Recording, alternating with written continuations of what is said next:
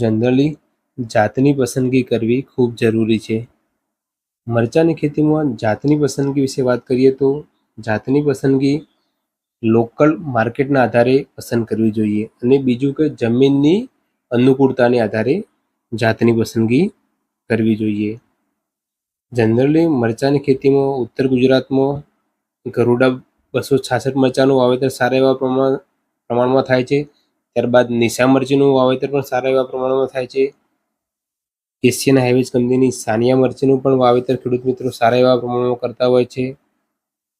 ત્યારબાદ ખેડૂત મિત્રો લોકલ દેશી મરચાનું ઝાલા સેગમેન્ટમાં જે મરચા આવે છે એ પણ મરચાનું ખેડૂત મિત્રો વાવેતર કરતા હોય છે. તો ખેડૂત મિત્રો આમાંથી કોઈ પણ જાત પસંદગી કરીને તમે વાવેતર કરી શકો છો.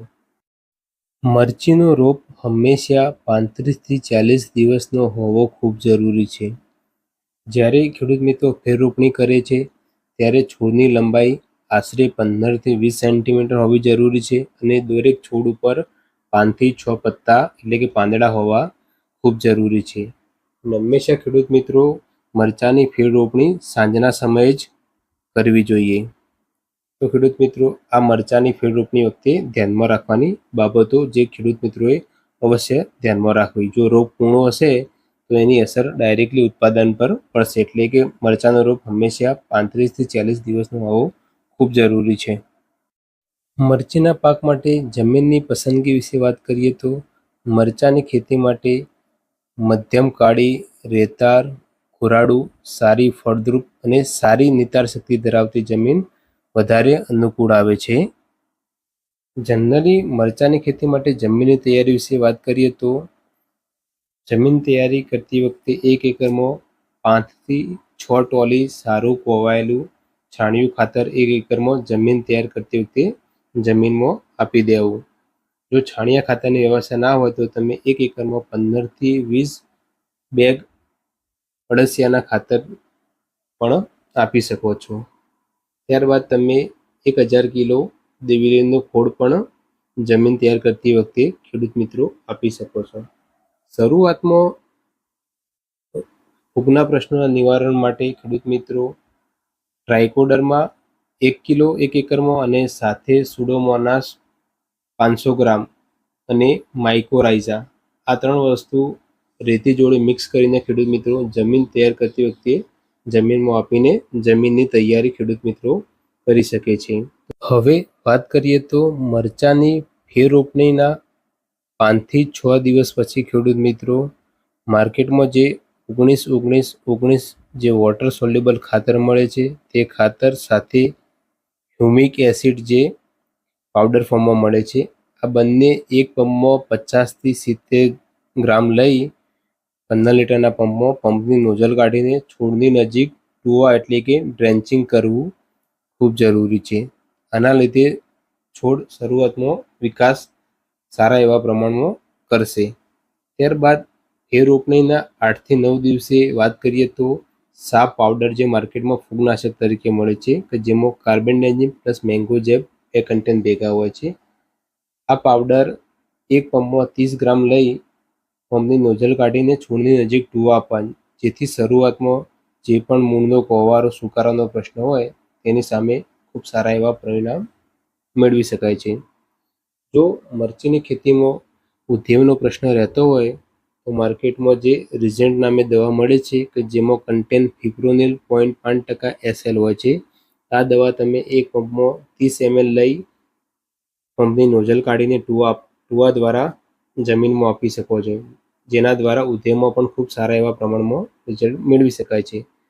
ત્યારબાદ ફેર રોપણીના 12 થી 13 દિવસે વાત કરીએ તો માર્કેટમાં જે 1261 વોટર સોલ્યુબલ ખાતર મળે છે તેની સાથે હ્યુમિક એસિડ ખાતર આ બંને એક પંપમાં 70 ગ્રામ લઈ છોડની નજીક પંપની નોઝલ કાઢીને ખેડૂત મિત્રો ટુવા દ્વારા આ ખાતર અને હ્યુમિક એસિડ આપી શકે છે જેના દ્વારા મૂળનો વિકાસ પણ સારા એવા પ્રમાણમાં થશે.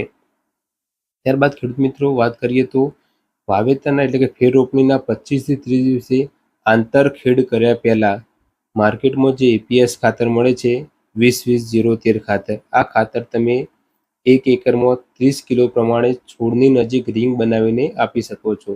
ત્યારબાદ ઉપરથી આંતરખેડ કરી લેવી, જેથી ખાતર જમીનમાં સારી રીતે મિક્સ થઈ જાય અને ઉપરથી પિયત આપી દેવું. તો ખેડૂત મિત્રો, આ વાત થઈ મરચાની શરૂઆતમાં 45 દિવસ સુધી કઈ રીતે ટ્રીટમેન્ટ કરવા તેના વિશેની ચર્ચા. હવે જ્યારે મરચાનું ઉત્પાદન રેગ્યુલર ચાલુ થાય તેના પછી કયા કયા પગલાં લેવા તેના વિશે વાત કરીએ. તો જો મરચાની રેગ્યુલર વીણી ચાલુ થાય તો મરચાની ખેતીમાં દરેક વીણી કર્યા પછી, એટલે કે 12 થી 15 દિવસે ખેડૂત રેગ્યુલર વીણી કરે તો વીણી કર્યા પછી 1 એકરમાં 25 કિલો પ્રમાણે એપીએસ ખાતર આપી દેવું. ત્યારબાદ ઉપરથી પિયત આપી દેવું. અને ખેડૂત મિત્રો, 15 દિવસના અંતરે 15 કિલો પ્રમાણે પોટાશ ખાતર પણ મરચાની ખેતીમાં આપવું ખૂબ જરૂરી છે. એટલે કે મરચાનો પાક એવો છે જે સિઝન દરમિયાન 8 થી 10 વીણી આપતો પાક છે. એટલે કે આમાં ખાતરનું પ્રમાણ પણ વધારે ખેડૂત મિત્રો આપવું પડતું હોય છે. એટલે કે દરેક વીણી પછી પાકને ખાતરની જરૂરિયાત રહેતી હોય છે. ત્યારબાદ જો મરચાની ખેતીમાં દરેક વીણી એટલે કે 12 થી 15 દિવસે ખેડૂત વીણી કરે એના પછી દવાનો છંટકાવ કરવો પણ એટલો જ જરૂરી છે. મરચાની ખેતીમાં થ્રીપ્સ જીવાત, સફેદ માખી, ત્યારબાદ રોગોના પણ પ્રશ્નો ખૂબ મોટા પ્રમાણમાં જોવા મળે છે. તો વીણી કર્યા પછી ખેડૂત મિત્રો કોઈ પણ જંતુનાશક દવા અને તેની સાથે ફૂગનાશક દવાનો છંટકાવ કરવો પણ ખૂબ જરૂરી છે. હવે ખેડૂત મિત્રોએ ધ્યાનમાં રાખવાની બાબત એ છે કે ખેડૂત મિત્રો એકના એક દવા મરચાની ખેતીમાં રેગ્યુલર છંટકાવ કરતા હોય છે. આના કારણે શું થાય છે કે એમને સારા એવા પ્રમાણમાં રિઝલ્ટ મળતા નથી. તો ખેડૂત મિત્રો એ વસ્તુ ધ્યાનમાં રાખવા જેવી છે. મરચાની ખેતીમાં આ વખતે આ છંટકાવ કર્યો તો બીજા છંટકાવમાં દવા બદલતા રહેવું, જેથી મરચાની ખેતીમાં સારા એવા રિઝલ્ટ મેળવી શકાય. તો ખેડૂત મિત્રો, આ વાત થઈ મરચાની ખેતી વિશે. એટલે કે મરચાની ખેતીમાં કઈ કઈ બાબતો ધ્યાનમાં રાખવી તેના વિશેની વિગતવાર ચર્ચા. આપણી યુટ્યુબ ચેનલ પર મરચાની ખેતી વિશેના ઘણા બધા વિડીયો અને માહિતી મૂકેલી છે. જો તમને અમારી ચેનલ ખેડૂત પ્રિયાને વિઝિટ ના કરી તો તમે ચેનલને વિઝિટ કરીને આ બધી માહિતી અને વિડીયો જોઈ શકો છો. જો તમને મરચાની ખેતી વિશે કોઈ પણ પ્રશ્ન હોય તો કોમેન્ટ બોક્સમાં કોમેન્ટ કરીને અવશ્ય જણાવજો. અમે તમારા પ્રશ્નોનો યોગ્ય જવાબ આપીશું. અને જો મરચાની ખેતી તમને આ વિડીયો દ્વારા સારી લાગી હોય તો આ માહિતી તમે તમારા નજીકના ખેડૂતોના ગ્રુપ સુધી પણ અવશ્ય પહોંચાડજો. અને આગળ પણ આપણે મરચાની ખેતીમાં કઈ દવાનો ક્યારે છંટકાવ કરવો, કયું ખાતર કેટલા પ્રમાણમાં આપવું તેના વિશે પણ આપણે આગળ માહિતી આપતા રહેશું. તો જોડાયેલા રહો ખેડૂત પરિવાર યુટ્યુબ ચેનલ સાથે. આભાર. જય જવાન, જય કિસાન.